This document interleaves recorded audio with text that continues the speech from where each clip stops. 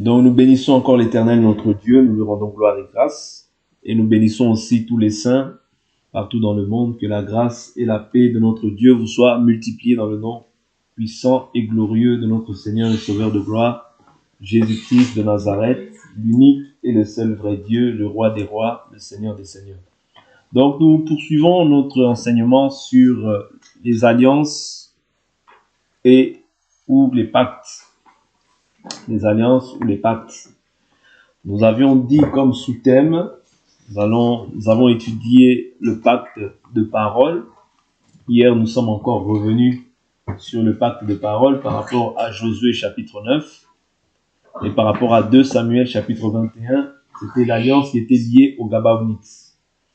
Ok? Nous avons parlé aussi du pacte des yeux. Ok? Du pacte des yeux. Comme sous-thème aussi, nous allons entrer dans le pacte des objets, le pacte du sang. Ok. Les alliances aussi, donc il y a les alliances humaines, ça va être vraiment un peu long, parce qu'on va voir pas mal de points à ce niveau-là. Les alliances humaines, les alliances avec les animaux des champs, et les alliances avec les pierres des champs. Nous allons voir de quoi tout cela parle. Vous voyez, il y avait aussi l'affranchissement qui était donné à la 50e année, l'année de la relâche. Donc ça, c'est des choses que nous allons voir aussi. Les alliances contre les saints, l'alliance avec le jour et la nuit, le pacte écrit. Voilà, donc ça, c'est les sous-thèmes que nous allons traiter point par point par la grâce du Seigneur. Ok? Donc nous avons vu que le pacte, c'est un accord. Ok, c'est un accord. Et l'alliance, c'est l'action de s'allier à quelque chose ou à quelqu'un. Ok? Donc voilà. Hier, nous avons revu un peu Josué 9, 2 Samuel 21, où les Gabaonites étaient venus par ruse pour pouvoir faire une alliance avec Israël. Ouais. Et quand cette ruse a été faite là, ils étaient obligés en fait de pouvoir les protéger face à toutes leurs attaques. Parce que quand tu t'allies avec quelqu'un, ton combat devient son combat. Ton Dieu devient son Dieu. Est-ce que vous comprenez? Et je vous ai toujours dit que l'alliance est régie, c'est-à-dire ce qui nous caractérise, nous, c'est-à-dire nous sommes fondés sur un autel. L'autel dont il est question là, c'est l'enseignement. Vous voyez, l'enseignement ou bien tout ce qui avait été dit. Vous voyez, toutes les paroles qui ont été dites sur cet autel, c'est ça qui va en fait déterminer l'alliance. Parce que l'alliance, il est fait par rapport à un autel. Je vous ai dit qu'il y a deux types d'autels. Il y a l'autel des nations et il y a l'autel de Dieu. Au jour d'aujourd'hui, nous aussi, nous avons un autel selon Hébreux chapitre 13. Ouais, Hébreux chapitre 13 qui nous dit quoi? Qui nous dit que nous avons aussi un autel. Je prends rapidement l'écriture. Hébreux 13, à partir du verset 10. Nous avons un autel dont les desservants du tabernacle n'ont pas le droit de tirer leur nourriture.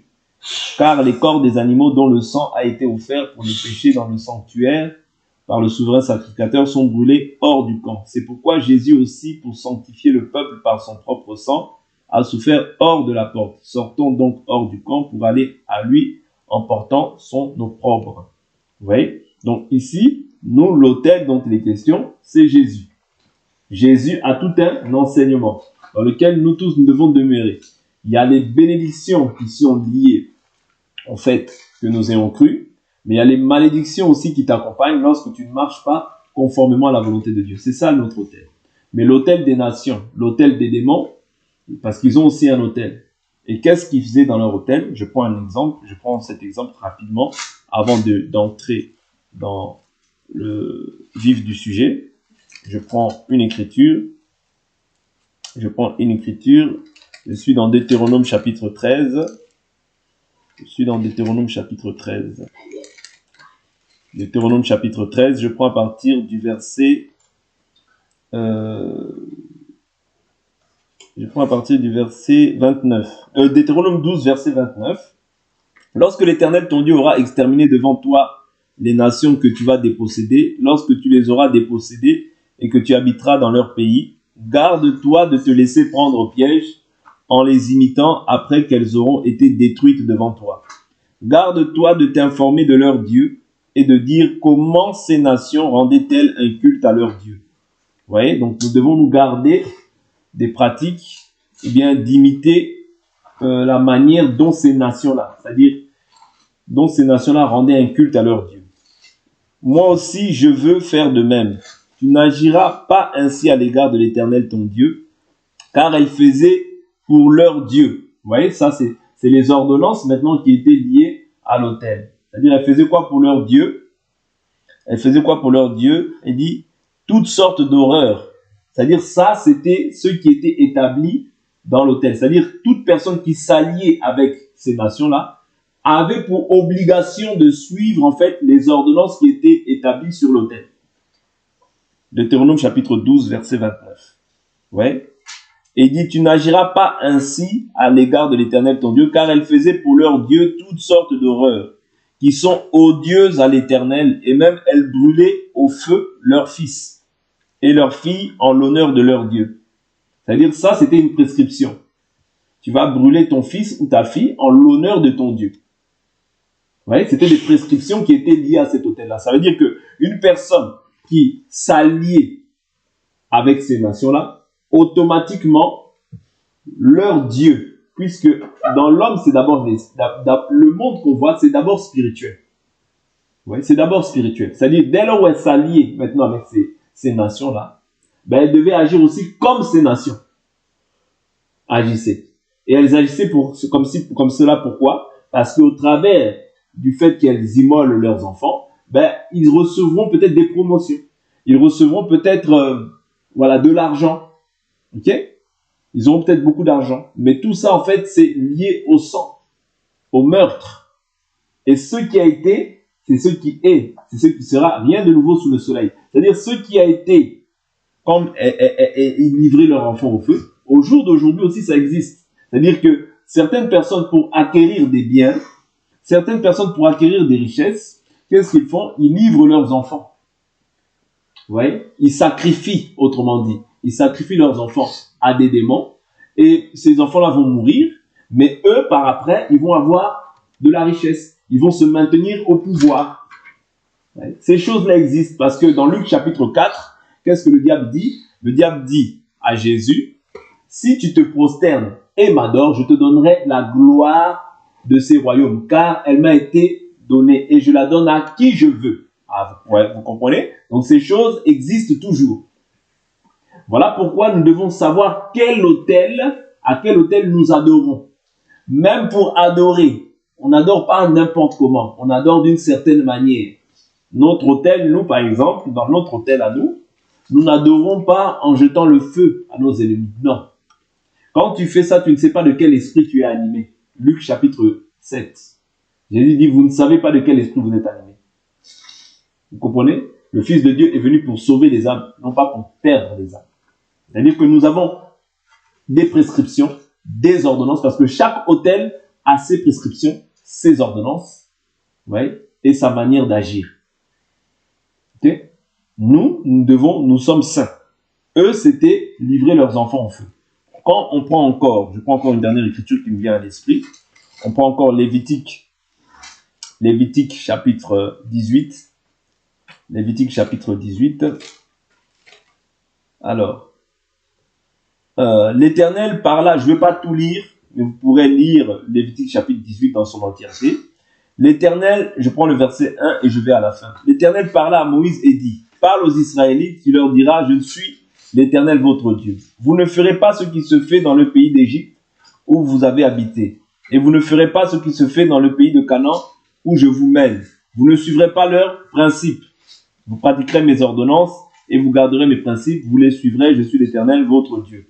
Vous garderez mes principes et mes ordonnances. L'homme qui les pratiquera vivra par eux. Je suis l'Éternel.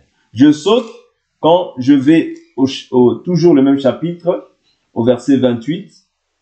Au verset 27, il dit, car ce sont là toutes les horreurs qu'ont commises les hommes du pays qui ont été avant vous, et le pays en a été souillé.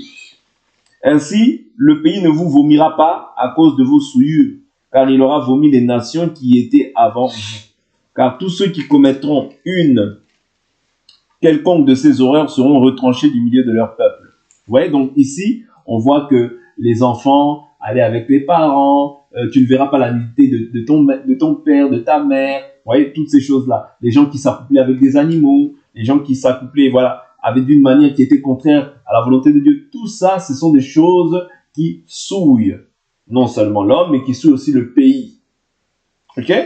Et Dieu a rejeté ces nations-là à cause de toutes ces souillures-là. D'accord? Je ne veux pas tout lire. Donc voilà un peu. Et nous allons avancer pour voir un peu le pacte des yeux. Nous l'avons commencé à le voir. Nous avons commencé à voir le pacte des yeux avec Job, chapitre 31, verset 1, où il dit « J'ai fait un pacte avec mes yeux. » Vous voyez? Un pacte avec tes yeux. Nous voyons que quand tu fais un pacte avec tes yeux, quelle était la raison? Vous voyez? Parce que Job dit « J'ai fait un pacte avec mes yeux », Job, chapitre 31. Et on va essayer de voir aussi le pacte d'objet aussi aujourd'hui. Job 31. Job 31, il dit « J'avais fait un pacte avec mes yeux. Comment aurais-je pu fixer mon attention sur une vierge ?» Donc ici, on voit le pacte avec les yeux, mais on voit aussi que Jésus nous dit que si quelqu'un convoite qui convoite une femme, il a déjà commis adultère avec elle dans son cœur. On avait vu aussi Lot, qui torturait chaque jour son âme de juste par les souillures qu'il l'entendait, qu'il voyait et entendait. C'est-à-dire qu'on peut se souiller de deux manières, par ce qu'on entend, par ce qu'on voit. Ouais. D'où il est important de pouvoir gérer ton entourage, de pouvoir gérer tout ce que tu entends et tout ce que tu vois. Parce que ce que tu vois te souille, ce que tu entends aussi te souille. Ouais. Et toi, tu as pour rôle, pour objectif de te garder pur. Ouais. C'est pas facile, mais c'est possible. Nous avions dit comment? En t'examinant. 2 Corinthiens chapitre 13 nous dit, 12 ou 13 qui nous dit, examinez-vous chaque jour pour voir si vous êtes encore dans la foi. Pour être dans la foi, c'est l'examen. C'est-à-dire, je m'examine. Qu'est-ce que j'ai fait aujourd'hui qui n'a pas plu au Seigneur? Comment est-ce que je me suis comporté? Comment est-ce que j'ai marché? Vous voyez? Tout le temps dans cette manière de s'examiner. Il se peut que tu as convoité. Seigneur, pardonne-moi. Il se peut que tu as été souillé dans ta pensée. Seigneur, pardonne-moi. Vous voyez? C'est-à-dire, c'est ça l'examen du chrétien. C'est toujours s'examiner. Quant à sa marche, quant à son conduite, quant à son comportement, peut-être tu as attristé quelqu'un. Tu demandes pardon. Peut-être que voilà, tu as fait du mal. Tout ça, c'est, en fait, tu te dépouilles des souillures. Ouais. C'est pour te dépouiller des souillures, pour que le diable ne puisse pas venir t'accuser auprès du Père. Parce que lui, il est l'accusateur de nos frères. Il nous accuse. Ok? Je prends une écriture qui m'est venue à l'esprit. Je prends une écriture par rapport à la vue, toujours. Josué, chapitre 7. Je sais que vous connaissez cela. Josué, chapitre 7. 6 même. Je vais sauter parce que je sais que vous l'avez connu. On l'a déjà lu il n'y a pas longtemps. Josué, chapitre 6, verset 22. Et je vais sauter. Josué avait dit aux deux hommes,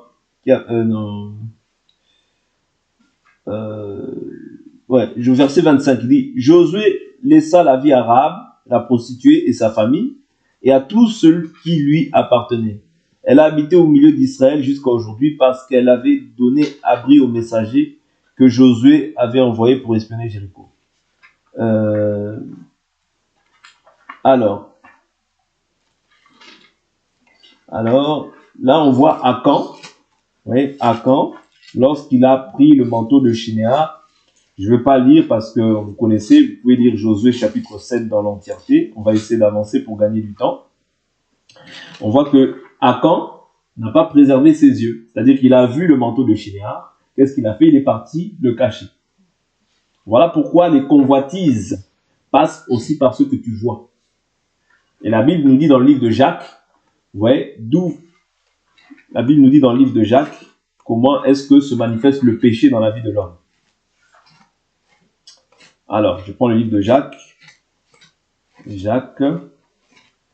Donc là, nous voyons que Akan, il est mort pourquoi? Parce que il a vu le manteau de Shinéa et il en a eu envie. Ouais. Donc la vue là, tu dois faire attention à ce que tu vois. Parce que c'est dans tous les cas de figure. Il n'y a pas simplement les convoitises de la chair. Tu peux voir, on a vu que Israël avait vu les nations, ils ont dit, ah, on veut un roi aussi comme les nations. Dieu n'a pas été content. Mais Dieu leur a donné. Parce qu'il y a la volonté permissive de Dieu. Dieu permet quelque chose, mais ce n'est pas sa volonté. Mais il te donne quand même. Mais il y a la volonté parfaite de Dieu. Il y a deux volontés. La volonté permissive, Dieu permet certaines choses, mais ce n'est pas sa volonté. Et il y a la volonté parfaite de Dieu. Mais quand tu es dans la volonté permissive, il y aura toujours des répercussions. Toujours. Parce que ce n'est pas la volonté parfaite. Or, il faut veiller à être dans la volonté parfaite de Dieu. C'est comme Dieu, il a accordé un roi à Israël, mais il leur a donné un roi dans sa colère. Dans sa colère. Il leur a donné Saül, mais dans sa colère. Ouais. Mais lorsqu'il a donné David, il dit David, homme selon mon cœur. Ouais, donc c'est différent. C'est-à-dire qu'il n'aura pas. C'est pour ça que quand c'est la volonté permissive, ce n'est jamais la volonté parfaite de Dieu. Donc nous avançons. Alors, j'avais dit quelle écriture? Jacques, chapitre. Jacques, au chapitre 1, verset 13. Il dit que personne, lorsqu'il est tenté, ne dise c'est Dieu qui me tente, car Dieu ne peut être tenté par le mal et ne tente lui-même personne. Mais chacun est tenté de ce parce que sa propre convoitise l'attire. Ouais. Chacun est tenté parce que sa propre convoitise, elle fait quoi? Elle l'attire, premièrement, le séduit, puis la convoitise, lorsqu'elle a conçu, enfante quoi? Le péché. Et le péché, quand il parvient à son terme, elle engendre quoi? La mort. Vous voyez? C'est-à-dire que pour convoiter, il faut voir. Tu ne peux pas convoiter quelque chose que tu n'as pas vu. C'est pourquoi Job là-bas nous dit, j'ai fait un pacte avec mes yeux. Oui. Autrement, il a fait un accord avec ses yeux. Il s'est accordé avec ses yeux de ne pas convoiter, de ne pas faire autre chose que ce qu'est la volonté de Dieu. Vous comprenez? Donc voilà un peu quant à ce qui concerne le pacte des yeux. Donc, ce que tu vois doit s'accorder avec ce qui est écrit. Parce que ce que tu vois, si cette chose-là n'est pas conforme à ce que Dieu veut, eh bien cette chose-là peut t'éloigner de la vérité ou de la volonté de Dieu. D'accord? Donc, faisons attention à ce que nous voyons. Pacte des objets. Le pacte des objets, je prends Deutéronome chapitre 7, verset 25. Deutéronome 7. Pourquoi je vous parle de ces choses-là? Parce que quand autrefois, c'est-à-dire un esprit, c'est un être incorporel. Quand on va chez le monde des, dans l'hôtel des nations, prenons l'hôtel des nations. Oui. Tout objet peut avoir une signification. Ça veut dire un objet qui est consacré au démon, c'est-à-dire cet objet-là peut parler. Pourquoi? Parce que c'est-à-dire cet objet-là est consacré à une divinité. Oui. C'est-à-dire que c'est un objet, un miroir, une télé peut être un point de repère ou bien un point de connexion ou bien un point de contact avec la divinité que tu sers. Pas pour nous, parce que nous adorons Dieu en esprit et en vérité. Mais dans les hôtels des nations, dans les hôtels des démons, vous voyez, un miroir peut être un point de contact pour rentrer en contact avec leurs idoles. Tu peux voir le miroir aussi par. Pourquoi? Parce que c'est un point de contact. C'est pour ça que je parle des pactes et des objets. Deutéronome chapitre 7. Alors, Deutéronome 7, verset 25. Deutéronome 7, verset 25. Il dit, vous brûlerez au feu les statues de leur Dieu. Tu ne convoiteras ni l'argent ni l'or qui sont sur elles et tu n'en prendras pas pour toi, de peur que cela devienne pour toi un piège, car l'Éternel ton Dieu en a horreur. Tu n'introduiras pas une horreur dans ta maison, afin que tu ne sois pas comme elles vouée à l'interdit. Tu la tiendras pour quelque chose d'abominable et d'horrible, car c'est un interdit. Vous voyez? Tu n'introduiras pas dans ta maison. Il dit quoi? Tu n'introduiras pas une horreur dans ta maison, afin que tu ne sois pas comme elle, vouée à l'interdit. Tu la tiendras pour quelque chose d'abominable et d'horrible, car c'est un interdit. Vous voyez? Donc là, il nous parle du pacte des objets. En l'occurrence, là, c'était les statues. Ouais, les statues qui étaient revêtues ou bien parées d'or. Ouais, donc il dit, tu n'introduiras pas ces statues-là dans ta maison. Pacte d'objets. Pourquoi? Parce que les nations, elles, ces statues-là, elles les vénéraient comme étant des dieux. Est-ce que vous comprenez? C'est pour ça que je vous dis que une télé, pour les nations, une télé peut être un dieu. Un meuble peut être un dieu. Il peut invoquer, faire des invocations. Comme cette chose-là, elle est consacrée à des divinités païennes, ça veut dire que quand lui va invoquer son dieu, tu peux voir cette table bouge, tu peux voir la chaise bouge, tu peux voir le miroir bouge. Pourquoi? Parce que cette chose est consacrée. Est-ce que vous comprenez? Donc ça devient un point de contact pour qu'il puisse entrer en contact avec les divinités qu'il sert. Vous voyez? Et pour nous, Dieu nous défend d'agir comme ces gens.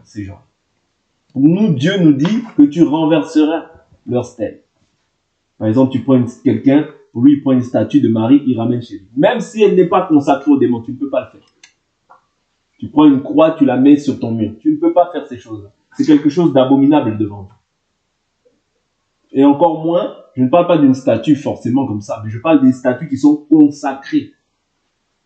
Vous voyez? C'est-à-dire que cette statue, délibérément, elle a été consacrée à des idoles. Elle a été consacrée à des démons. Toi, tu ne peux pas prendre ça et venir mettre ça dans ta maison. C'est un interdit devant Dieu. Vous comprenez? Est-ce que vous comprenez? C'est pour ça que Dieu dit que quand vous entrerez en possession de ces pays-là, vous renverserez, vous détruirez. C'est-à-dire, tu ne peux pas permettre qu'il y ait quelque chose qui s'attache à toi. Non, tu dois détruire, tout détruire. C'était ça qu'Israël agissait comme ça. Mais nous, au jour d'aujourd'hui, nous ne faisons pas du vandalisme. Au jour d'aujourd'hui, ce n'est plus détruire comme ça physiquement. Non, aujourd'hui, nous renversons les raisonnements, les forteresses, les hauteurs et toute pensée qui s'élève contre la connaissance de Dieu, et nous amenons toute pensée captive à l'obéissance au Christ. Vous voyez? C'est-à-dire qu'au jour d'aujourd'hui, nous ne combattons pas comme Israël dans leur temps, mais nous combattons par la parole. Vous voyez? Et nous ne faisons pas aussi d'alliance humaine. C'est très important. Parce que quand tu fais des alliances humaines, tu es lié à cette personne-là. Ton combat devient son combat. Son Dieu devient ton Dieu. Donc nous ne faisons pas d'alliance humaine avec les hommes. Même si l'homme te donne 1 million, tu ne peux pas vendre l'héritage de tes pères. C'est ça que Naboth avait dit à Akab. Il a dit, je te donnerai l'argent. Il a dit, je ne te donnerai pas l'héritage de mes pères. L'héritage que toi tu as reçu en partage, c'est le Saint-Esprit. Tu ne peux pas vendre le don de Dieu à prix d'argent. Non. Quand tu te conformes, tu acceptes de rentrer dans la complaisance, tu es en train de vendre le don de Dieu. Même si on te propose 1 million, refuse. Ton salut vaut plus que 1 million. Même si on te propose tout, refuse. Ne te conforme pas. Ne fais pas l'alliance humaine. Souvenez-vous, je vous dis tout souvent cette écriture. Qu'est-ce que le Seigneur a dit à Josaphat? Il a dit, aimes-tu ceux qui haïssent l'Éternel? Il ne faut pas faire d'alliance humaine. On s'allie sur base de la parole. Si on n'est pas d'accord sur cette parole, prends ta route, je prends ma route. Est-ce que vous comprenez? On s'allie sur base de la parole. Notre doctrine, on ne peut pas la vendre. Même si même si c'est ton frère, même si c'est ta mère, même si c'est ta femme, même si c'est tes enfants, je ne vendrai pas la parole de Dieu. Il n'y a pas de négociation. Est-ce que vous comprenez? Il n'y a pas de négociation. Pourquoi? Parce que ça, c'est le salut de ton âme. C'est plus précieux que tout ce que tu peux vivre sur la terre. Est-ce que vous comprenez? C'est très important ce que je vous dis. Donc, ne vends pas l'héritage de tes pères. Ça, c'est un héritage qui ne t'accompagne pas seulement sur la terre, mais jusqu'au ciel, jusque dans la vie éternelle. Voilà pourquoi tu dois conserver ça jalousement. Paul dit, nous n'avons pas encore résisté jusqu'au sang. Si tu dois résister, résiste jusqu'au sang. Si tu dois mourir, accepte de mourir, mais ne vends pas la parole. Ne vends pas la parole. Ne te prosterne pas, parce que quand tu vends la parole, c'est comme si tu vas te prosterner vers un autre Dieu. C'est comme si tu vas te prosterner devant Allah ou Bouddha. C'est la même chose. Quand tu vends la parole, c'est comme si tu es Judas. Tu as vendu la parole. Vous comprenez? Donc, il ne faut pas accepter les alliances humaines lorsqu'elles vont à l'encontre de ce que la parole de Dieu dit. Mais si la personne, vous voyez, c'est-à-dire si on s'accorde, c'est sur base de la parole, pas sur base des affinités. Okay? C'est très important. Là, on a vu le pacte des objets. Je prends aussi Psaume 74, verset 4, toujours pour le pacte des objets. Souvenez-vous de ces choses-là, ce sont des choses qui sont quand même importantes. Vous voyez, le pacte des objets. Mais nous, au jour d'aujourd'hui, comme je vous ai dit, nous adorons Dieu en esprit et en vérité. Nous ne l'adorons pas par rapport comme les nations font.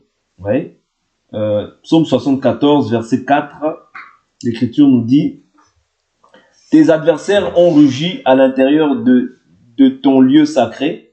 Ils y ont placé pour enseigne leur enseigne. » Vous voyez, tes adversaires ont rugi à l'intérieur de ton lieu sacré et ils y ont placé pour enseigne leur enseigne.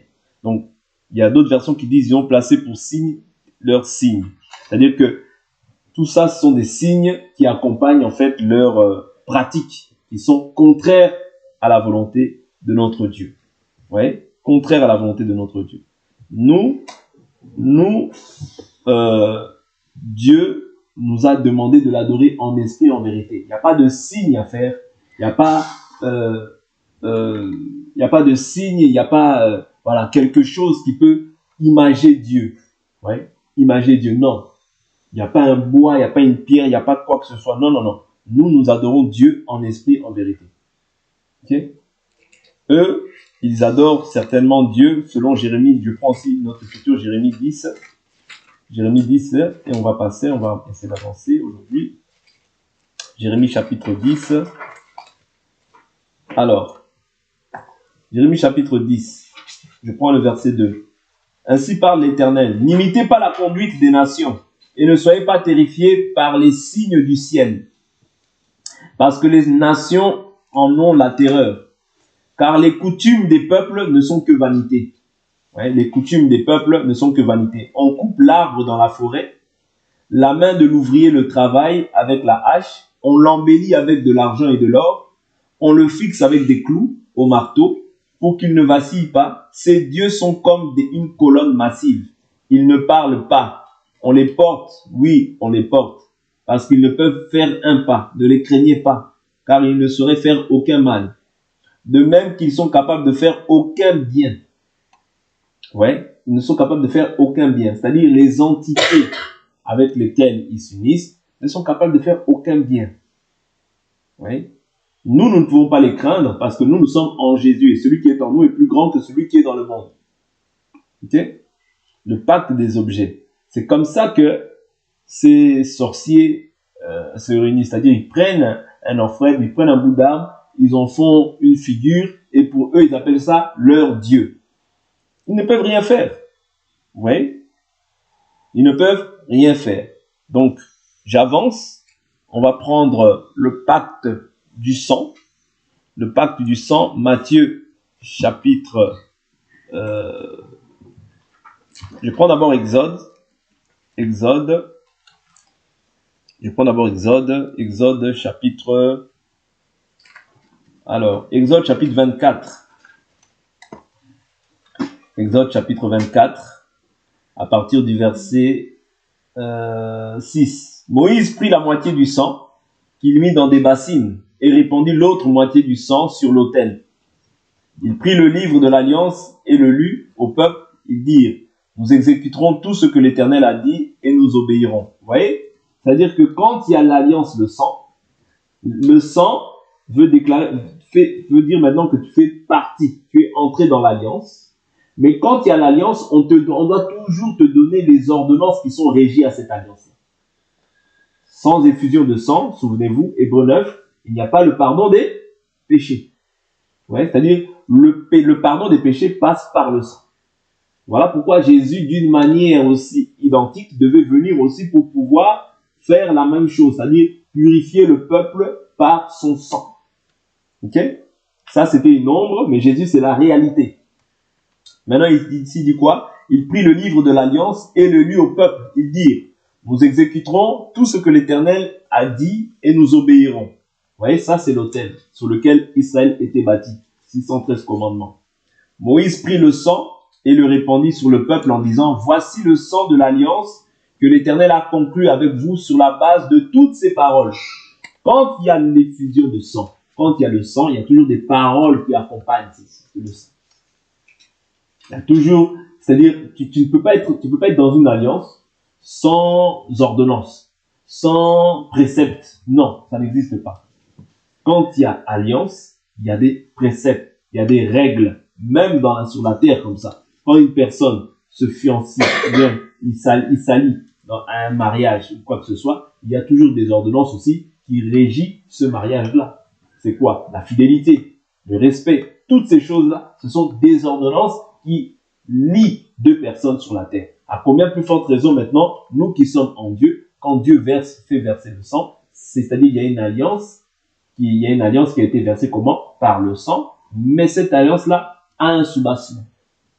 Ouais. C'est pour ça Moïse, qu'est-ce qu'il faut? Il prend la peine de faire. Il énumère aussi les clauses de cette alliance. C'est pour ça que je vous ai parlé des deux points. De l'alliance qui est de Dieu et de l'alliance qui est liée au démon. Ok? Donc ça, c'était la première alliance qui avait été inaugurée par Moïse. Maintenant, lorsqu'on prend Matthieu chapitre 26, on voit aussi l'alliance que Jésus a inaugurée par son sang. Matthieu 26, verset 26. L'Écriture nous dit. Alors, l'Écriture nous dit, pendant qu'il mangeait, Jésus prit du pain, et après avoir dit la bénédiction, il le rompit, et le donna aux disciples en disant, prenez, mangez, ceci est mon corps. Il prit ensuite une coupe, et après avoir rendu grâce, il la leur donna en disant, buvez-en tous, car ceci est mon sang, le sang de l'alliance, qui est répandu pour beaucoup, pour le pardon des péchés. Ouais. Le sang est répandu pourquoi? Pour le pardon des péchés.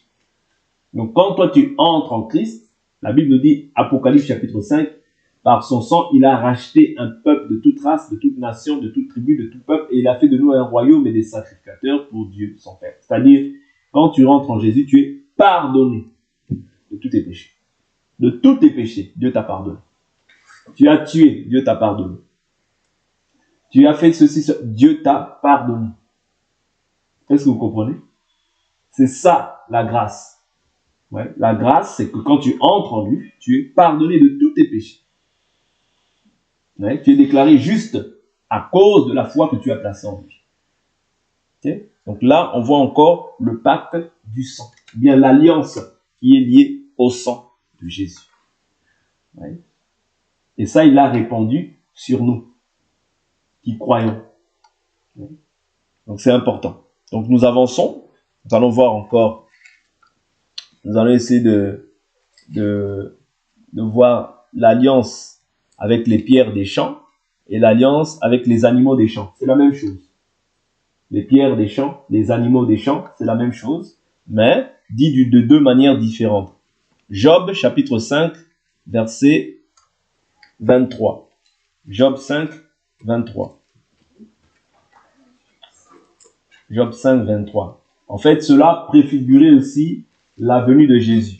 Parce que quand on parle des pierres des champs, on parle des nations. Quand on parle des animaux des champs, on parle aussi des nations. Vous voyez? Mais c'est dit de deux manières différentes. Mais je vais expliquer par la grâce du Seigneur pour qu'on puisse mieux comprendre. Job chapitre 5, j'ai dit le verset 23. Alors, car tu feras alliance avec les pierres des champs.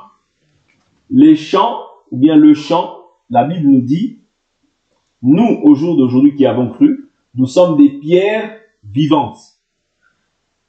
Est-ce que vous comprenez?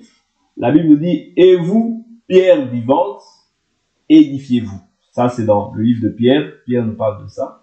Et même Jésus, quand il voit Pierre, il dit, et toi, tu es Pierre. Et sur cette pierre, je bâtirai mon église. Et les portes du séjour des morts n'y prévaudront point. C'est-à-dire que les pierres vivantes, aujourd'hui, c'est nous qui avons cru. Ouais. Les pierres des champs, c'est nous, c'est-à-dire les nations qui n'étaient pas encore réconciliées avec Dieu. Au jour d'aujourd'hui, nous sommes réconciliés avec Dieu par le moyen de la mort et de la résurrection de Jésus-Christ. Ouais. Je prends le livre de Pierre. Alors, Pierre nous dit quoi? 1 Pierre chapitre 2. Nous dit quoi? Approchez-vous de 1 Pierre 2, 4. Approchez-vous de lui, pierre vivante, rejetée par les hommes, mais choisie et précieuse devant Dieu. Ouais. Approchez-vous de lui, pierre vivante. C'est-à-dire qu'aujourd'hui, toi, tu es rendu vivant à cause de Jésus. Ouais. Tu es rendu vivant à cause de Jésus. Voilà pourquoi on t'appelle une pierre vivante. Maintenant, quand on parle des champs, la Bible nous parle du champ comme étant le monde. Matthieu, chapitre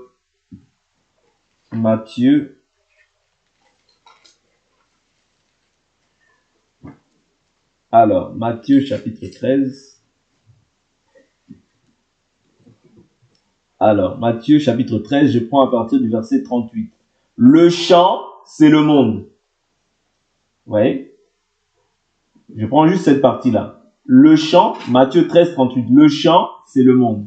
Or, quand il parle ici dans Job chapitre 5, verset 23, que tu feras alliance avec les pierres des champs, nous comprenons que ce sont les pierres, c'est-à-dire les pierres qui fait référence à nous tous, hein, à tous les croyants.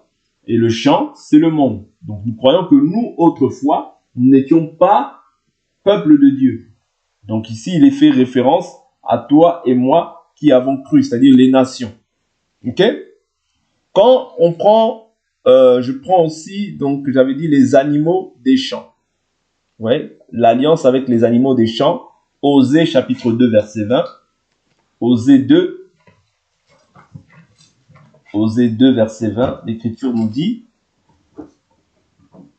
en ce jour-là, je conclurai pour eux une alliance avec les animaux des champs, les oiseaux du ciel et les reptiles du sol. Ouais, les oiseaux du ciel, les reptiles du sol, et je briserai le pays, l'arc, l'épée et la guerre.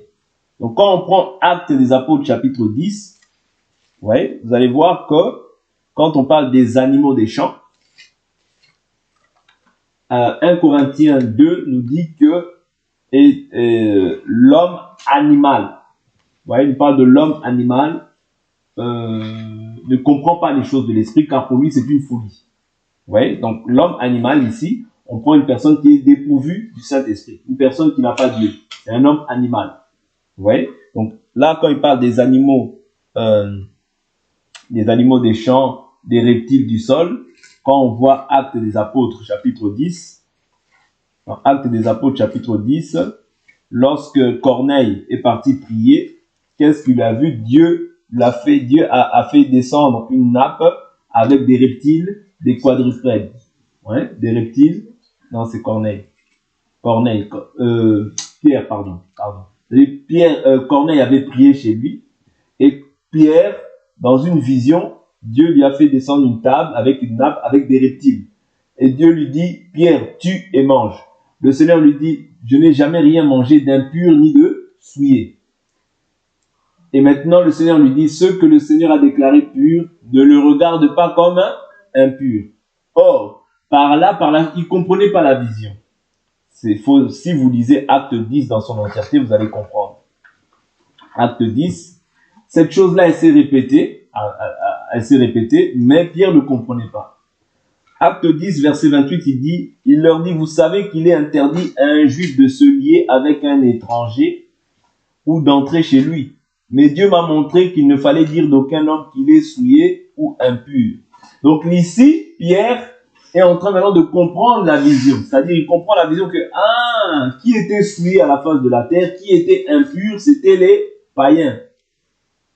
Vous voyez? Voilà pourquoi il dit, il est interdit à un juif de se lier, vous voyez, de se lier avec un étranger. Ça, pourquoi? C'était les ordonnances que Dieu lui-même avait placées. C'est-à-dire, Dieu avait dit que vous ne marcherez pas avec eux, vous n'observerez pas leurs pratiques. Ouais, donc les Juifs étaient à part. Ouais, étaient à part. Et les étrangers à part. C'est-à-dire qu'il y avait vraiment une inimitié qui régnait entre eux. Et c'est qui avait mis cette inimitié ou cette haine? C'était Dieu lui-même. Pourquoi? À cause de leurs pratiques, à cause de leur manière de vivre, qui était contraire à celle des Juifs. Vous voyez? Donc là, il dit, Dieu m'a montré de dire d'aucun homme qu'il est impur ou souillé. Vous voyez? Donc moi aussi, à mon tour, je ne peux pas dire d'un homme qu'il est impur ou souillé parce que je ne sais pas ce que Dieu peut faire avec lui demain.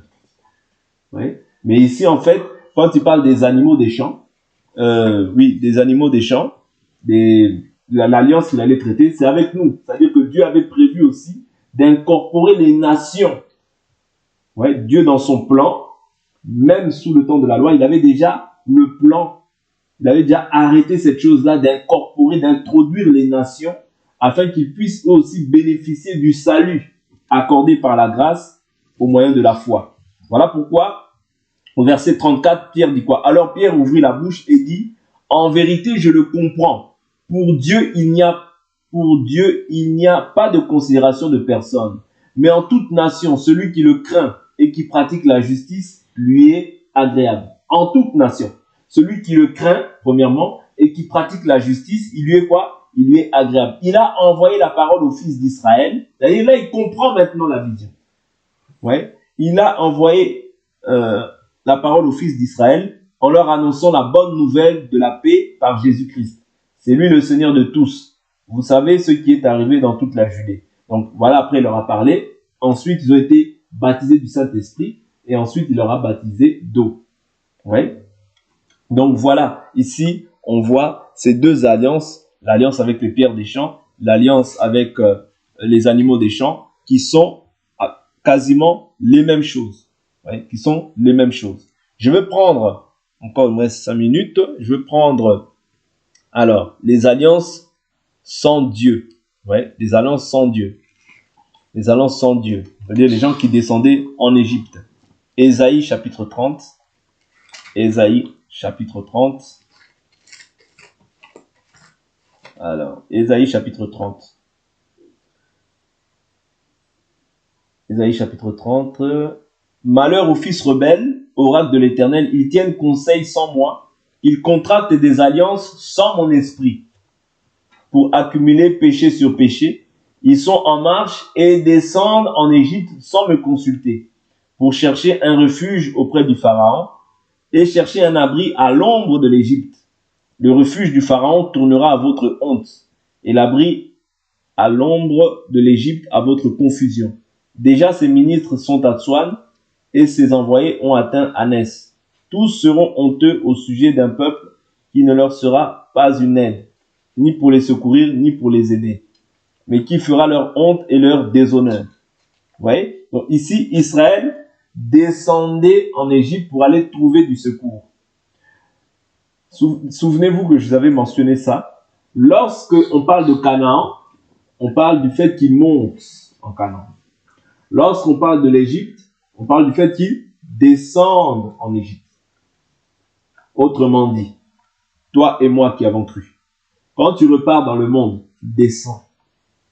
Quand tu vas dans les choses de Dieu, tu montes. Voilà pourquoi l'Écriture dit, si vous êtes ressuscité avec le Christ, affectionnez-vous aux choses d'en haut. Pensez à ce qui est en haut et non à ce qui est sur la terre. Quand tu vas en Égypte, quand tu te livres aux pratiques du monde, tu descends. Parce que là, il dit, ils descendaient en Égypte pour aller trouver du secours auprès de Pharaon. Pharaon aussi qui peut être l'image du diable. Ouais. Nous ne cherchons pas le secours auprès des voyants, de ceci, cela. Non, nous, notre abri. Jésus a dit, venez à moi, vous tous qui êtes fatigués et chargés, je vous donnerai du repos. C'est-à-dire que quand tu fais une alliance sans son esprit, tu contractes des alliances. Forcément, certainement, il t'arrivera du mal par la suite. Il y aura toujours une conséquence à l'acte que tu poses. Voilà pourquoi Israël, à bout d'un moment, lorsqu'ils ont contracté l'alliance avec les Gabaonites, qu'est-ce qui s'est passé? Lorsque Saül n'a pas tenu compte de cette alliance, dans 2 Samuel chapitre 21, qu'est-ce qui s'est passé? Israël est tombé dans la famine. Parce que Saül a détruit tous les Gabaonites, alors qu'il y avait une alliance qui était établie avec eux. C'est pourquoi il ne faut pas négliger son esprit. C'est-à-dire que ne pas faire d'alliance sans l'esprit de Dieu. C'est-à-dire, à chaque acte que je pose, je demande quelle est la volonté de Dieu d'abord. Ouais, parce que quand tu fais des alliances sans son esprit, certainement ce qui va s'en suivre, c'est des problèmes. Voilà pourquoi, quand les Gabaonites sont venus, ont fait ces alliances-là, ils sont venus par ruse. Ils ne sont pas venus ouvertement. Mais qu'est-ce que Israël ont pris leurs affaires sans consulter Dieu? Et du fait qu'ils n'ont pas consulté Dieu, ça veut dire que maintenant, ils devaient les prendre aussi en charge. Donc, quand on ne consulte pas Dieu, il faut savoir que les actes que tu fais vont échouer et il y aura toujours des conséquences à l'acte que tu as posé. Donc, voilà un peu ce que je voulais partager aujourd'hui. Aujourd'hui, on va s'arrêter là, on va prier dans le nom de Jésus-Christ et on continuera demain.